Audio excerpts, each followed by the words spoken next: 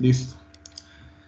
Bueno, como ya les había dicho mi compañero, pues vamos a hacer una revisioncita ahí rápida de meningitis bacteriana, pues esperamos que les guste. Entonces, si quieres, sigue Rojo. Vamos a hablar de la definición, la fisiopatología, la epidemiología, la etiología, los factores de riesgo, la clínica, el diagnóstico y el tratamiento de esta condición.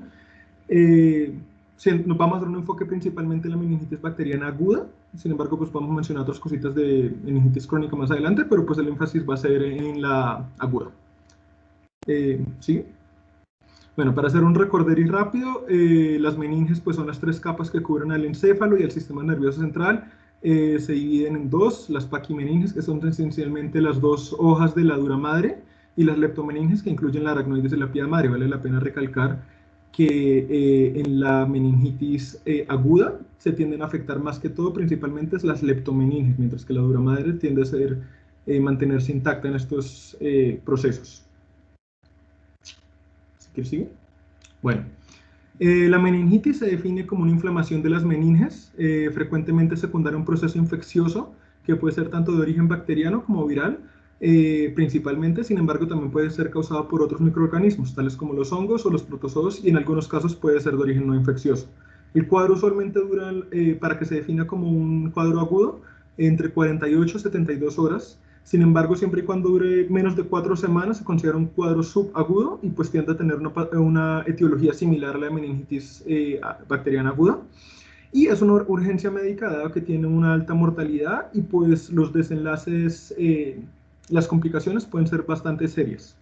La etiología de esta enfermedad depende mucho de la edad del paciente y las condiciones alrededor de este, bien sea si ha tenido un trauma, cirugías, el estado de vacunación del paciente, entre otros. Bueno, hablando un poquito aquí de la incidencia antes de seguir con lo de la etiología, en Latinoamérica se estima que la meningitis meningocócica hubo 2 casos por cada 100.000 habitantes, siendo el serotipo B el más frecuente en la región central, perdón, y el serotipo W más frecuente en el cono sur.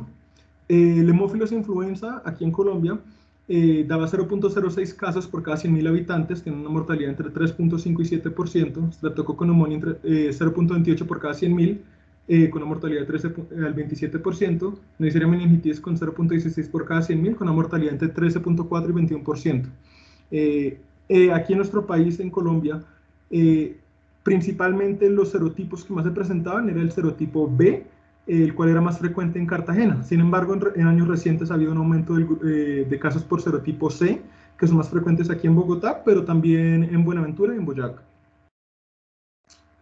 Bueno, lo que mencionamos ahorita de que las etiologías varían mucho dependiendo de la edad del paciente y de las circunstancias de este. En pacientes neonatos, la etiología más frecuente son los estreptococos del grupo B, particularmente el estreptococo galacti, por lo cual es bastante importante hacerle un seguimiento bastante juicioso durante la gestación a la paciente para prevenir infecciones de este tipo más adelante. En niños menores de 2 años, el Streptococcus pneumoniae, Neisseria meningitis y el Haemophilus influenza son los patógenos más importantes causantes de esta enfermedad. El Haemophilus influenza es uno que causa bastante esta enfermedad, sin embargo, en años recientes, debido a campañas de vacunación, la prevalencia de esta enfermedad ha estado bajando poco a poco y pues ojalá en un futuro ya no sea un germen tan frecuente. Entre los 2 y 50 años, pues los gérmenes más frecuentes son la Neisseria meningitis y el Streptococcus pneumoniae. Y en pacientes mayores de 50 años que tengan una alteración en la inmunidad celular o un consumo de alcohol importante, además de estos dos, también se añade la Listeria monocitógenes y los bacilos gram negativos como agentes causales bastante importantes. Pacientes que tengan una fractura basilar del cráneo también pueden tener estreptococos del grupo A, como el piógenes, como causales de esta enfermedad.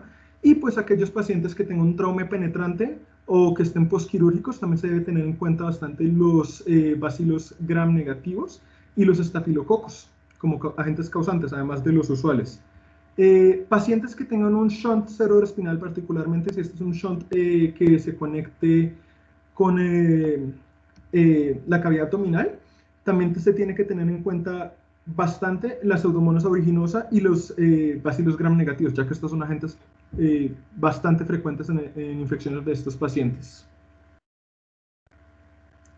Hablando también de casos especiales, aquellos pacientes que tengan una alteración en la inmunidad celular, bien sea por VIH u otra enfermedad, tienden a tener muchas infecciones por Listeria monocitógenes y Mycobacterium tuberculosis, pero como ya hemos mencionado antes, el Mycobacterium tuberculosis es un causante de meningitis crónica usualmente, no es considerado una meningitis aguda usualmente. Pacientes que tengan una alteración en la inmunidad humoral o una esplenectomía, inmunidad humoral siendo principalmente la agamaglobulinemia, el estreptococo es un factor importante, un factor de riesgo importante para el estreptococo pneumoniae, y pues en pacientes neutropénicos, tales como aquellos que serían en tratamiento oncológico, la pseudomonas es bastante importante como un agente causal. Bueno, en cuanto a los factores de riesgo, los extremos de la vía son bastante importantes. Las condiciones de vida en general y de habitación, estar en grupos grandes, estar expuestos a infecciones en un ambiente no muy higiénico, todo ese tipo de cosas pueden ser bastante importantes a la hora de contraer esta infección. La exposición laboral también es bastante importante, particularmente con la Neisseria meningitis, ya que la exposición a este pues, puede generar, bien sea en el ámbito de la salud o en estudios microbiológicos, una enfermedad, una infección de manera bastante fácil. Y viajar a ciertas zonas endémicas de meningitis también es bastante importante. Vale la pena recalcar especialmente el cinturón de la meningitis en África, que es una zona en el norte de África donde se encuentra mucha infección por Neisseria meningitis, que incluye Burkina Faso, Sudán, Nigeria y varios países en esa zona, donde esta infección es bastante frecuente.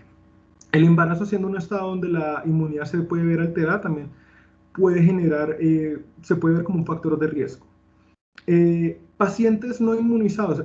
La inmunización es una de las maneras más efectivas de manejar esta enfermedad y de prevenirla. 3 de los 4 agentes causales más frecuentes tienen una vacuna disponible, por lo tanto la vacunación es bastante efectiva como prevención de la enfermedad, y pues el no estar vacunado es un factor de riesgo.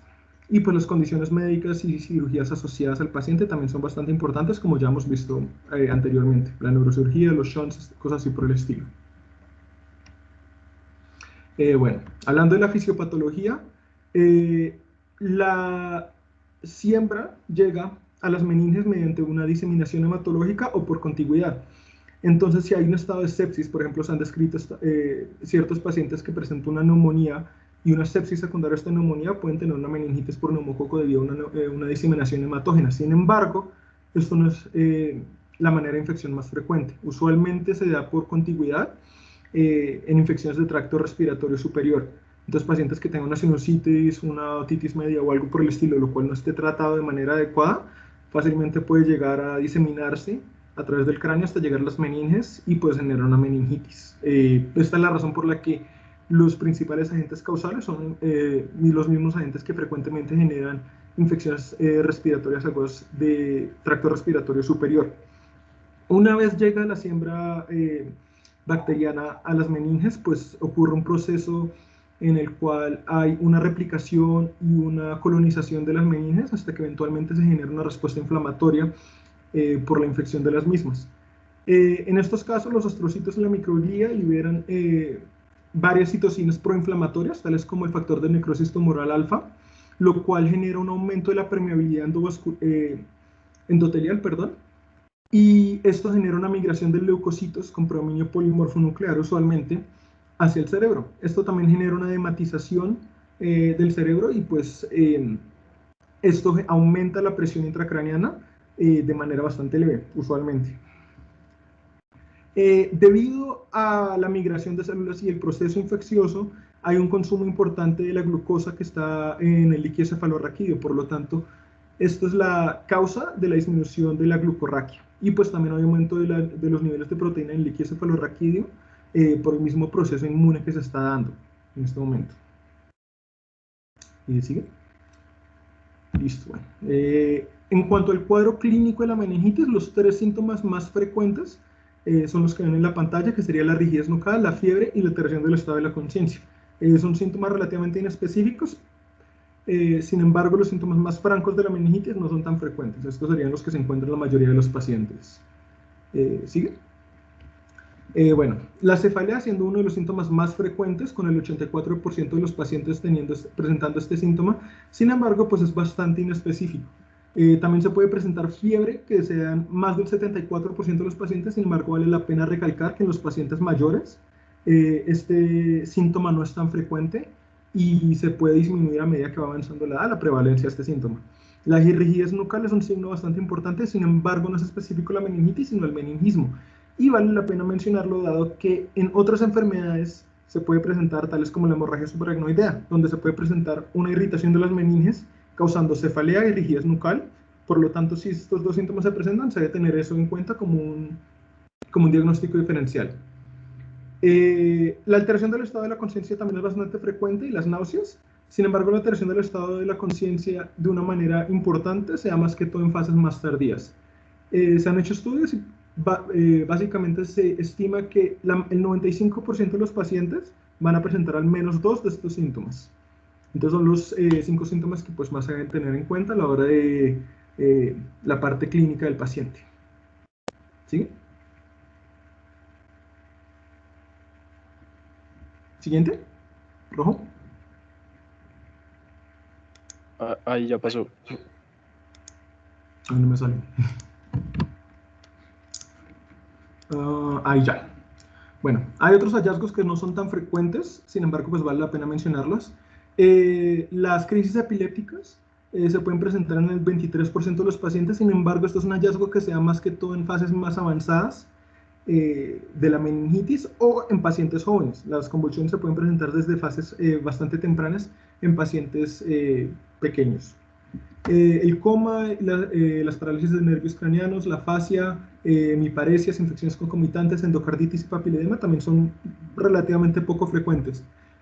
Vale la pena mencionar que las infecciones concomitantes son bastante importantes revisarlas, dado que ayuda a buscar el foco infeccioso, bien sea un foco séptico, un foco que generó una sepsis y generó una diseminación hematógena, o un foco que haya generado una diseminación por contigüidad, bien sea una sinusitis, una otitis o algo por el estilo. El papiloma, bueno, sí. Se pueden clasificar basado en los síntomas en meningitis tempranas, intermedias y tardías. Esto vale la pena tenerlo en cuenta, sin embargo no es tan confiable, ya dado que algunos de los síntomas que se describen como tardíos pueden aparecer en algunos pacientes de manera temprana, y algunos de los síntomas tempranos pueden aparecer de manera tardía.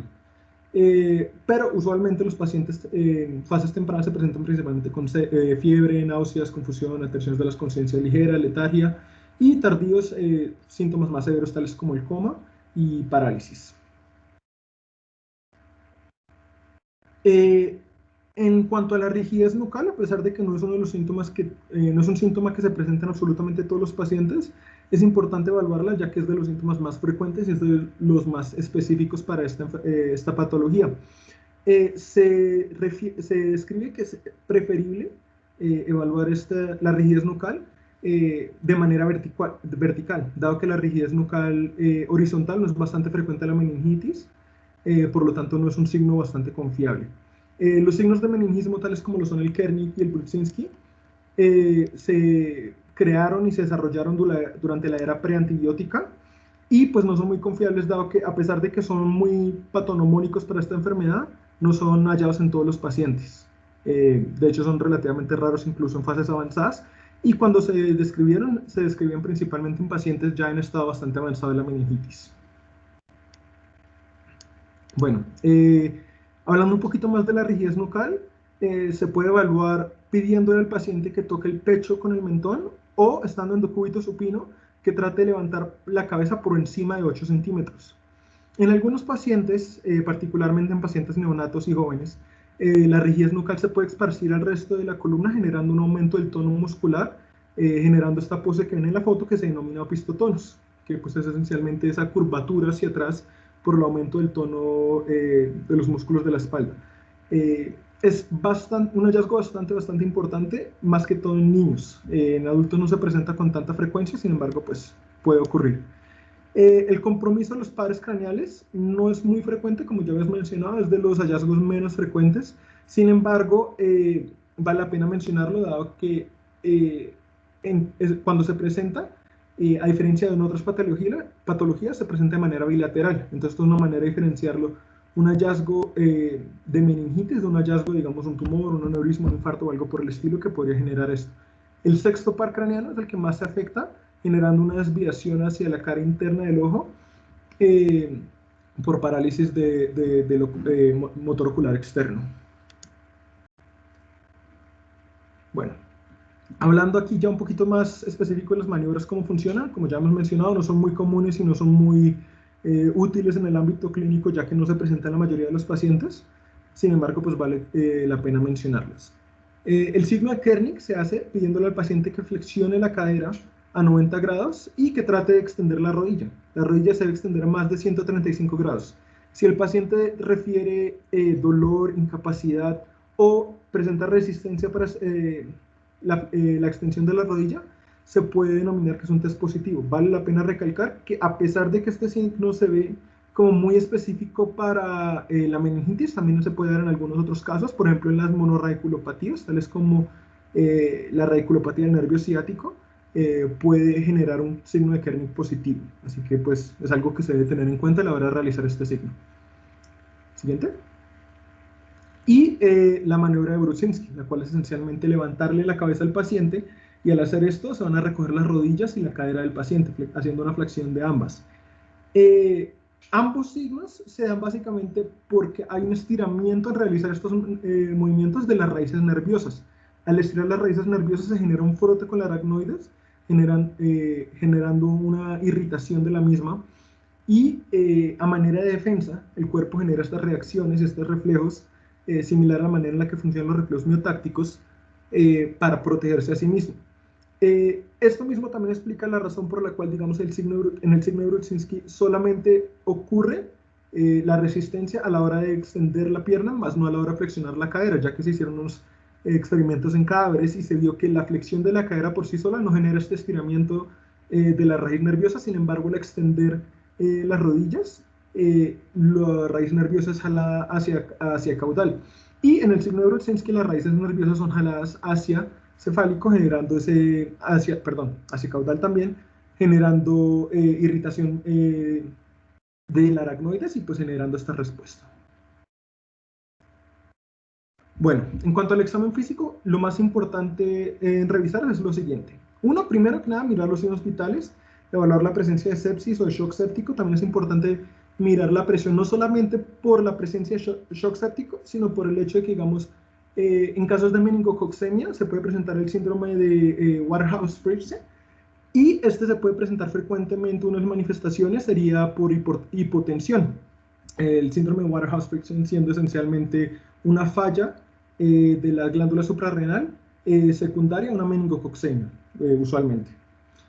En la piel, por la misma razón de la meningococcemia, se debe evaluar la presencia de rash y petequias. Estas son bastante frecuentes en la enfermedad por Neisseria meningitidis.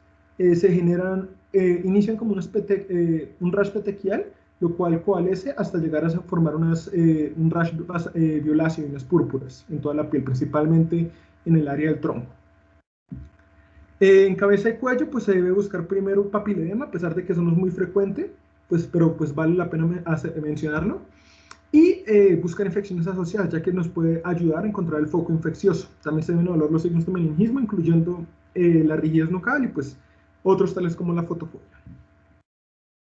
En cuanto a lo neurológico, pues se va a hacer un examen neurológico bastante juicioso para evaluar cualquier déficit focal o algo por el estilo. Sin embargo, lo más importante sería la evaluación de los pares craneanos, ya que mencionamos que puede haber una parálisis de estas, y pues hacer los signos de Kernig y Brudzinski, ya que a pesar de que no son muy comunes, si llegan a dar positivo, pues nos orienta mucho el diagnóstico a una enfermedad de tipo meningitis.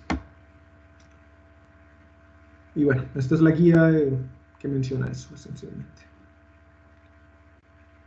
Bueno, esto es una mnemotecnia para tratar de acordarnos acerca de cuáles son las cosas que debemos mirar principalmente en un paciente con meningitis. Primero deberíamos buscar la alteración del estado de la conciencia. Es más común que haya una alteración significativa en pacientes en estadio tardío, sin embargo se puede presentar en cualquier momento. Brudzinski, pues ya lo hemos mencionado, es un signo meningio bastante importante. La cefalea, que es el síntoma más común en todos los pacientes, a pesar de que es poco específico, pero es muy, muy común en los pacientes con meningitis, la rigidez nucal, el signo de Kernig y la fiebre. Bueno, entonces comenzamos con los paraclínicos, que laboratorios le vamos a mandar al paciente para clasificarlo, a ver en qué condiciones está, en qué estado está. Entonces, como laboratorios iniciales, pues le vamos a mandar un hemograma, un set de hemocultivo, recuerden siempre 2 aerobios, un anaerobio, glucosa, electrolitos, un BUN, una creatinina, la función hepática, y pues si ya hay sospecha de Neisseria meningitis, con lo que les dijo ya Jaime, pues le mandamos un PT, un PTT y un INR para evaluar el estado del paciente. Entonces, el diagnóstico basado en clínica e identificación del microorganismo.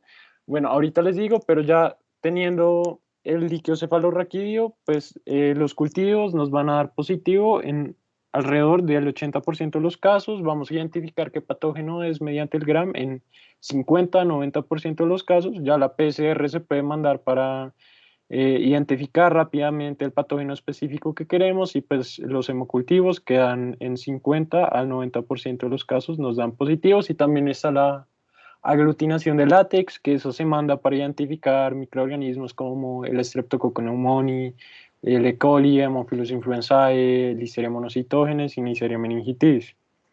Entonces acá, para que no se les olvide, en un cuadrito, en una sola diapositiva, todo paciente con sospecha de meningitis debe tener una punción lumbar con análisis del líquido cefalorraquídeo, a menos de que esté contraindicado. Entonces acá tenemos básicamente como un cortico, como la técnica de la punción lumbar. Entonces todos los que ya pasaron por quinto tuvieron la práctica o la van a tener cuando pasen por quinto. Entonces, este procedimiento en el cual se pone al paciente en decúbito lateral, se traza una línea media entre las espinas y se inserta la aguja en el espacio L3 o L4 alrededor de 3 milímetros, después se saca el mandril y ahí sale el líquido. Entonces tenemos unas contraindicaciones para realizar este procedimiento. Cualquier infección circundante al sitio donde se va a realizar la punción, ya sea cutánea, subcutánea o una osteomelitis que se presente, el síndrome de hipertensión endocraniana, no sé, provocado por un tumor cerebral, hemorragia subaracnoidea, una coagulopatía con plaquetas menores a 50.000, una escoliosis, deformidad de la columna, y que el paciente está agitado por obvias razones, ya que necesitamos una colaboración de este para que se ponga en la posición, para que esté tranquilo y para que no causemos más daño con esa función. Entonces, complicaciones que se pueden dar después de esta punción, pues tal vez lo más común es el síndrome post-punción lumbar, es este dolor de cabeza intenso después de haber realizado el procedimiento, que esto se da por fuga de líquido cefalorraquídeo a través de la incisión que se realiza ahí en la meninge. Y pues como recomendaciones, usted le puede dar al paciente que se acostado, no se pare y tome mucha agua. También podemos tener el neumoencéfalo, hemorragia subaracnoidea, ya la meningitis per se y herniación amigdalina o de los lóbulos temporales y una infección local alrededor del sitio donde se realizó la punción. Entonces, tenemos las indicaciones para realizar un TAC antes de la punción lumbar. Esto depende ¿qué? Del sitio donde usted esté ejerciendo. Si está en un hospital grande, pues siempre va a realizar el TAC antes de la punción lumbar. Pero pues si no tienes un TAC a la mano, pues apréndase estas 6, que es el paciente inmunocomprometido, que tenga una infección por el virus de la inmunodeficiencia humana, que tenga terapia inmunosupresora con corticosteroides, que haya tenido en el pasado trasplante de órgano sólido o células hematopoyéticas, que tenga enfermedad del sistema nervioso central como un accidente cerebrovascular, un cáncer, metástasis o una infección, que haya tenido una convulsión de nuevo dentro de la última semana, así como papiledema, alteración del estado de conciencia y un déficit neurológico focal. Entonces, ya obtenido el líquido cefalorraquídeo, ¿usted qué va a hacer? Usted le va a mandar un citoquímico, y en el químico usted que va a ver el conteo celular, la concentración de glucosa y la concentración de proteínas. Así como ve eso, le va a mandar un GRAM y un cultivo y pues la PCR, si ya lo quiere identificar más rápido el patógeno específico. Y esto nos sirve como para clasificar al paciente. Bueno, tiene una meningitis bacteriana, tiene una meningitis fúngica, tiene una meningoencefalitis viral. Esto nos ayuda, y ahí el estudio de dónde lo saqué. Entonces ya en esta tablita ven ahí bonito las características del líquido en cada organismo, microorganismo. Entonces en el que nos interesa ahorita en esta revisión es la meningitis bacteriana aguda. Las características del líquido cuando ustedes lo saquen y lo ven en el tubito ahí, va a ser túrbido por la alta presencia de leucocitos, va a haber una presión de apertura mayor a 180 milímetros de agua. Esto puede variar dependiendo del índice de masa corporal de la persona. Si es obesa, puede llegar hasta alrededor de 200, entonces hay que tener eso en cuenta. Un conteo de células blancas aumentado entre 1000 y 10.000, ya que este líquido es un líquido séptico. Hay una plebiocitosis con predominio neutrofílico a comparación de la meningitis viral, que es con predominio linfocítico, o la meningitis fúngica, también predominio linfocítico. Entonces, hay una hiperproteinorraquia, también mayor a 0,5, y la hipoglucorraquia menor a 2,5. Esto se da, como les dijo Jaime ahorita, por alto consumo de las bacterias de glucosa como sustrato, así como sustrato para los polimorfonucleares que migran ahí, y pues el estado hipermetabólico del cerebro por el estado infeccioso. Y pues tenemos este índice, el cociente entre la glucosa del líquido cefalorraquídeo y la glucosa de la sangre, que debe ser de 0,6 en un líquido normal, pero como acá ya la glucosa está consumida, nos da menor a 0,3. Entonces acá ya tenemos el citoquímico, ahora el gram. Acá no sé si lo alcanzan a ver muy bien, pero pues créanme, en la imagen superior izquierda pues tenemos un diplococo gram positivo, y pues el diplococo gram positivo es el microorganismo más prevalente en la meningitis bacteriana aguda, que es el Streptococcus pneumoniae. Ya a la derecha tenemos un diplococo también, pero este es gram negativo, y diplococo gram negativo en meningitis igual a Neisseria meningitidis. Abajo a la izquierda, este sí es más difícil, yo no lo veo tan bien, pero es un Haemophilus influenzae, es estos cocobacilos pleomórficos, es un poco difícil de ver, y también abajo a la derecha, cocobacilos también, la Listeria monocytogenes. Entonces ya llegamos al final, al tratamiento. Entonces, a tener en cuenta en el tratamiento, siempre tener en cuenta para cómo clasificar a nuestro paciente, este paciente por qué va a estar infectado. Entonces, para pensar en Neisseria meningitis, usted, como le dijo Jaime, paciente inmunocomprometido, que tenga rash, PT, que hace quimosis, viaje reciente al cinturón de la meningitis en África, y pues reciente exposición a un paciente con meningitis. Y ya para pensar en Streptococcus pneumoniae, todo aquel paciente que haya tenido una infección del tracto respiratorio superior, como sinusitis, otitis media, mastoiditis, reciente uso de antibióticos en los últimos 3 meses, así como historia de trauma cráneoencefálico. Y esta diapositiva es tal vez la más importante. No hay que demorar el inicio de la terapia antibiótica junto con la dexametasona si el paciente tiene meningitis por Streptococcus pneumoniae. Se va a iniciar tan pronto como sea posible, y no demorarlo por la punción lumbar, como cultivos. No hay que demorarlo, aunque sea por eso. Y entonces acá este estudio, ahí para que se lo lean después si quieren, este estudio de multicéntrico prospectivo evaluó 173 pacientes, donde se evaluó el inicio de la terapia a las 2 horas y a las 6 horas, donde se encontró que hay una mayor morbimortalidad con el inicio de la antibiótico-terapia a las 6 horas con un RR 1.5. Y ya este artículo nos da como conclusión final, no demore la terapia antibiótica porque está asociada a una mortalidad de hasta un 30% en el aumento de la mortalidad. Entonces ya sabemos qué tiene el paciente, pensamos que tiene el paciente, qué le vamos a dar. Le debemos dar un antibiótico que penetre el sistema nervioso central, como cefotaxime, ceftriaxona, y pues todos deben ser administrados por vía intravenosa. La duración depende que el microorganismo, como ven ahí en el cuadrito, Haemophilus influenzae 7 días, Neisseria meningitis 7 días, neumonía hasta 2 semanas, y pues los demás ya son hasta 3 semanas. Los bacilos gram negativos, enterobacterias, Listeria monocytogenes y Streptococcus agalactiae.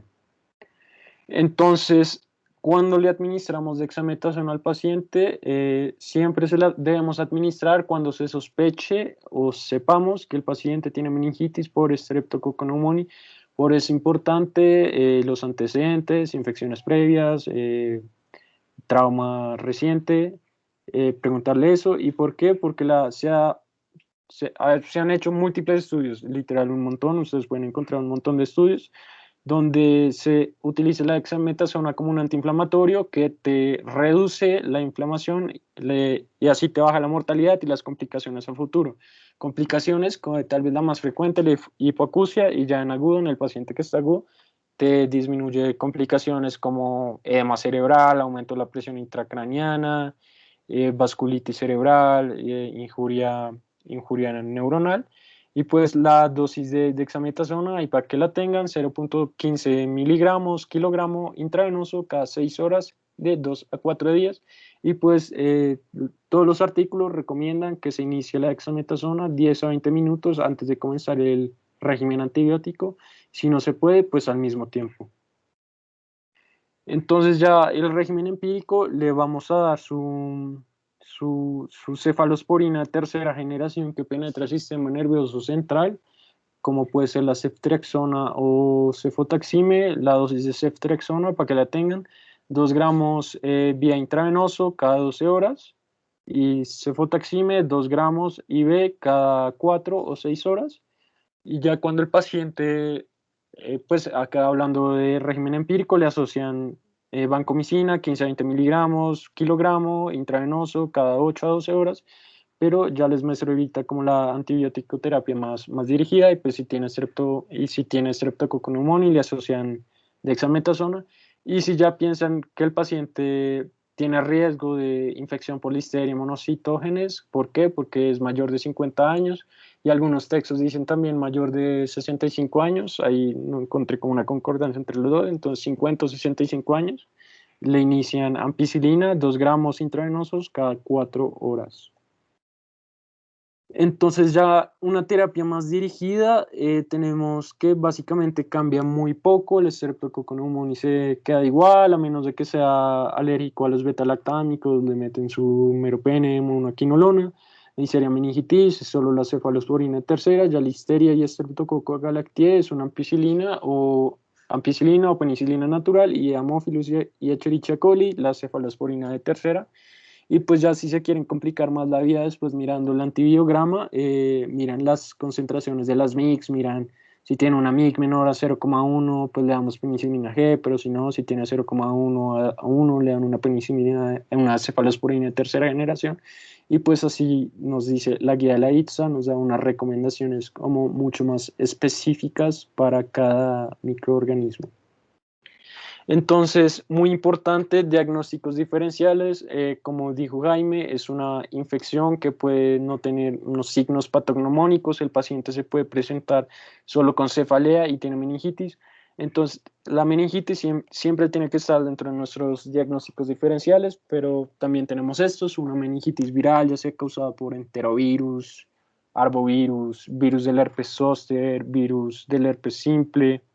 También la enfermedad de Lyme, pero se da más en Estados Unidos, neurosífilis, tuberculosis meningia, una presentación neurológica del lupus eritematoso, migraña, metástasis o neoplasias en el sistema nervioso central, fiebre de las montañas rocosas, eso también se da más por Estados Unidos. Y acá, revisando up to date, encontré 2 reportes de caso de infecciones bacterianas por Capnocytophagous canis. Recuerden la infección de la mordedura del perro, y Vibrio vulfinicus, que pueden asemejar una meningitis, aunque esto es muy raro, pero como para ahí que lo tengan. Complicaciones después de sufrir la meningitis, en verdad son muy comunes. Hasta el 50% de los pacientes que sufren una meningitis por Streptococcus pneumoniae puede desarrollar una discapacidad cognitiva a largo plazo, en comparación con Neisseria meningitis, que solo el 7% puede llegar a desarrollar una discapacidad cognitiva.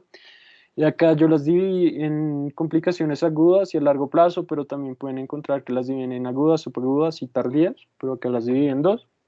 Entonces, en las agudas, que es del 15 al 20% de las complicaciones, pueden encontrar estas Estas 6 son en verdad condiciones que amenazan la vida, como el empiema subdural, un trombo séptico en los senos venosos, hipertensión endocraniana, edema cerebral, hidrocefalia y herniación del lóbulo temporal o amígdalas. Y ya las complicaciones a largo plazo pueden ser un montón, de ellas solo puse como 10. Tal vez la más común, como les dije, la hipoacusia, la pérdida de la audición, la alteración de la visión también, depresión, parálisis, semiparesia o monoparesia, fatiga crónica, ACVs después del episodio de meningitis, desarrollo de focos epileptogénicos y así, pero hay un montón.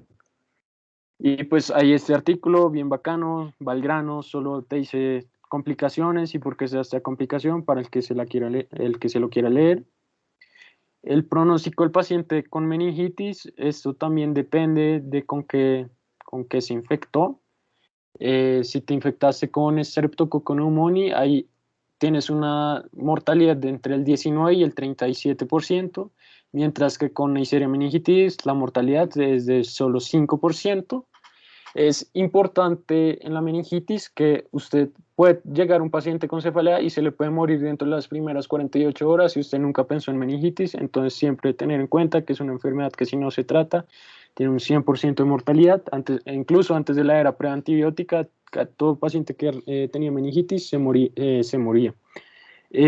Hay como dato curioso, también leyendo, hay un síndrome de Austrian, se llama, primera vez descrito por un médico estadounidense, Robert Austrian, en 1957, y entonces él describió una cosa que se llama una infección invasiva por Streptococcus pneumoniae, y es una tríada de meningitis, endocarditis y neumonía por Streptococcus pneumoniae. Entonces, imagínense tener esas 3 infecciones al mismo tiempo, tiene una mortalidad muy, muy, muy alta, pero eso ya no se da, es muy raro por los antibióticos y es muy, muy raro, pero hay para una revista que lo tengan. Ya la prevención, todo aquel paciente que haya tenido contacto con una persona positiva para Neisseria meningitis con meningitis, se le debe hacer profilaxis, y el que esté contagiado también se le va a hacer aislamiento por gotas. La profilaxis se le da a aquel paciente que haya tenido contacto cercano a menos de 2 metros, más de 8 horas, o que haya compartido secreciones orales en los 7 días previos de la presentación clínica de la meningitis o en el día del comienzo de la antibiótico-terapia. Y nos dan 3 opciones para realizar esta profilaxis. Tal vez la más fácil, la ciprofloxacina 500 miligramos dosis única, pero también está la rifampicina y la ceftriaxona, que es tal vez la más incómoda porque es intramuscular. Y ya acá para terminar, tenemos la prevención. Hay vacunas para 3 de las 4 bacterias más prevalentes. Tenemos la 13 polivalente y la 23 polivalente para Streptococcus pneumoniae, para los serotipos A y C de la Neisseria meningitis, y una vacuna muy, muy eficaz fue para la Haemophilus influenzae, porque en los sitios donde hay unos buenos programas de vigilancia y vacunación, casi no se presentan estos casos de meningitis por Haemophilus influenzae, son casi nulos. Y pues ya para la Listeria monocitógenes, pues está la pasteurización, pero no hay vacuna para esta. Y nada, y pues ya, ahí terminamos, una revisión cortica, concreta, preguntas que quieran, dudas.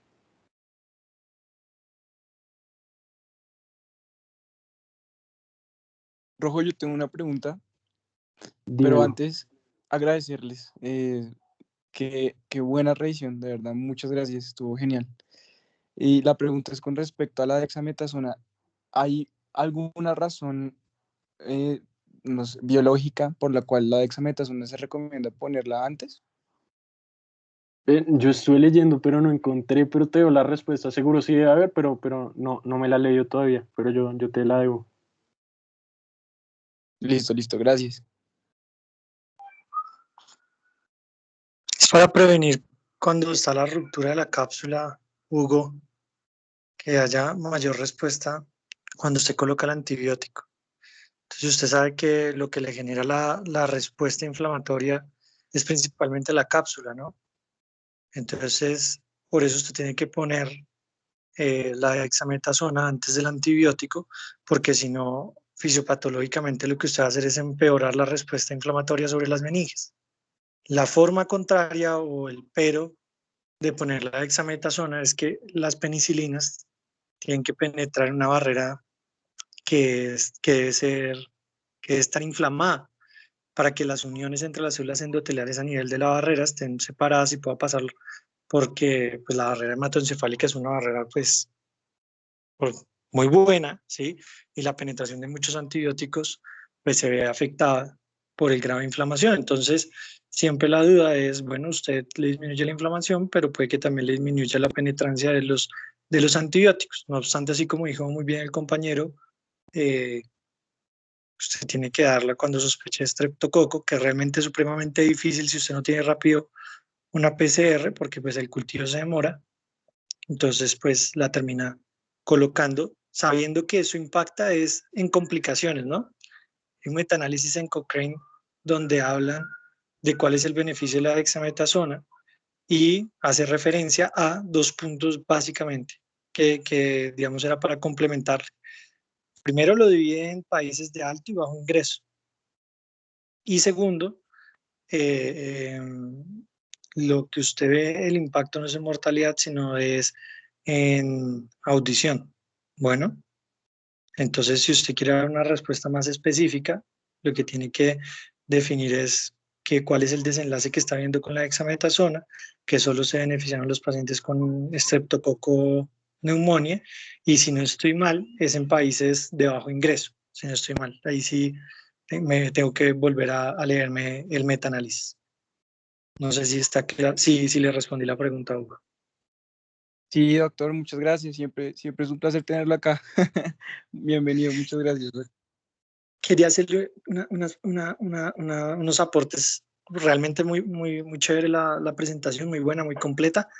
Quería comentarles algunas cosas. Digamos, siempre hemos tenido en mente que la hipoglucorraquia en la meningitis está relacionada únicamente por el aumento de la tasa metabólica, de la respuesta inmunológica y también de las bacterias. Sin embargo, pues ambas necesitan glucosa, ¿no?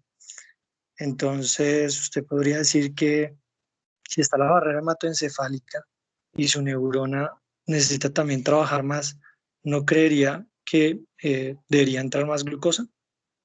Ahora, si usted lo ve desde el patógeno, pues el patógeno también necesita glucosa y necesita bloquearle la glucosa a las neuronas, entonces no dejaría entrarlo. Entonces, dentro de esa teoría de que es por consumo, pues mucha gente dice, no, venga, eso no puede ser tan sencillo. Es por eso que hacen un estudio in vitro, porque pues es difícil sacarle la neurona a un paciente para solo estudiarle la glucosa y cómo es el metabolismo, pues entonces in vitro, entonces se dan cuenta que, por ejemplo, la E. coli lo que hace es inhibir la vía del PPAR gamma y alterar la expresión de los canales GLUT a nivel de la barrera hematoencefálica e impedir que entre glucosa para que las neuronas y todo el sistema de los astrocitos no tengan cómo trabajar y permitir que la infección progrese mucho más. Bueno, entonces si quieren leerlo, es un artículo del 2016, es con E. coli, por si quieren ver ese aspecto. Ahora, hay otro punto que quería precisar y era el rendimiento de los cultivos. Juan, no sé cómo se llama nuestro compañero Juan, Sí, ¿quién puso lo de los cultivos? Juan. Bueno, Juan nombra muy bien que pues detectaba el 90%, ¿sí? Sin embargo, esto de los cultivos depende del microorganismo que usted esté evaluando, realmente su sensibilidad. Entonces, por ejemplo, el dato que usted dio del 95-90% es para Haemophilus influenza, pero para meningococo puede bajarse hasta el 80-79%. Bueno, de igual forma, eso es cuando usted no ha puesto el antibiótico de forma empírica, ¿no? Porque si no, se reduce inclusive hasta la mitad. En el GRAM, cuando usted pone GRAM, entonces dice, es alta, 80, creo que puso, no me acuerdo la diapositiva, 80% del rendimiento del GRAM, pero entonces el rendimiento del GRAM es bueno para neumococo y meningococo, que puede ser de 80-90%. Pues si usted mira Listeria monocitógenes y Haemophilus influenza, entonces Listeria monocitógenes es alrededor del 30%, y Haemophilus influenza es 50%. Entonces usted dice ya ahí, no, venga, si a mí se me llega a pasar un Haemophilus, solo creyendo de pronto que el Gram tiene una sensibilidad del 90%, o se me llega a pasar un meningococo pensando que el cultivo tiene un 90-95% de sensibilidad, pues esto tiene unas implicaciones supremamente importantes. Entonces, dado que usted ya está pasando o sea, la medicina va avanzando, pues, digamos, la profundización en los tipos de PCR. Entonces, por ejemplo, la PCR, no PCR de proteína C reactiva, ¿no? Porque acá tenemos personas de varios semestres, ¿no? Y cuando yo estaba, por ejemplo, en quinto, no sabía absolutamente nada de eso. Entonces, está la PCR, ¿sí? La reacción en cadena de polimerasa, y la proteína C reactiva. Estamos acá hablando de reacción en cadena de polimerasa en líquido cefalorraquídeo. La sensibilidad para estreptococo, Neisseria meningitis y Haemophilus influenza, todos está por encima del 90%. Solo hay algunos datos pequeños que dicen que la Haemophilus influenza puede bajar al 79-77%, pero pues nada más. En ese orden de ideas, cuando uno hace la punción y tiene a la mano la PCR, siempre manda la PCR para líquido cefalorraquídeo, ¿bueno? Entonces ese es otro dato que quería como agregarles. No sé si no sé quién hizo la obra, no me acuerdo si fue Juan también, si leyó algo de el lactato en líquido cefalorraquídeo. Sí, el lactato nos ayuda a diferenciar entre bacteriana y viral, pero no lo puse ahí. Exacto. No lo puse, sí. No, exacto. Perfecto, esa es la respuesta. O sea, usted pide el lactato en el líquido cefalorraquídeo, ¿sí? Y este tiene un LR en los dos estudios que están reportados grandes de 23, LR positivo de 23, ¿sí? Decimos que un LR positivo muy bueno es mayor a 10, excelente. Este tiene más de 23 para decir 23 veces más posibilidad de que el paciente tenga una meningitis de origen bacteriano en comparación a una viral, si usted tiene un lactato en líquido cefalorraquídeo que es el punto de corte 3.1, ¿sí? Entonces es otro aspecto que hay que tener en cuenta y que pues ahorita lo estamos pidiendo y pues cada vez seguramente van a salir más estudios de ese aspecto. Ahora, si usted hizo la punción, ¿sí? Estoy en mi R1, por ejemplo, estoy apenas comenzando, yo solo hacer las funciones y pues me van a salir traumáticas. ¿Hay alguna forma de corregir ese líquido cefalorraquídeo donde a usted le aparezcan 500 glóbulos rojos? Porque pues igual la máquina lo va a leer también como leucocitos. Entonces, si usted tiene 500 o 1000 glóbulos rojos, ¿hay alguna forma de corregirlo? Uy, no, ni idea, doctor. Listo, no importa, relajado. Entonces, si usted tiene 500 glóbulos, entonces la fórmula es o 500 o 1500, ¿sí? Son los dos que están. Entonces, si usted tiene 500 glóbulos rojos, ¿sí? O sea, un blanco por cada 500 glóbulos rojos tiene que quitarlo.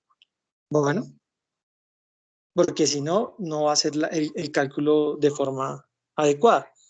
Hay veces que lo corrigen un glóbulo blanco por cada 1000 glóbulos rojos, pues realmente la fórmula varía entre 500 glóbulos rojos y 1500 glóbulos rojos. Bueno, otra cosa que quería como compartirles es qué tan frecuente es la resistencia a la penicilina en líquido cefalorraquídeo del Streptococcus pneumoniae, que es el más frecuente de nosotros. Si usted se da cuenta,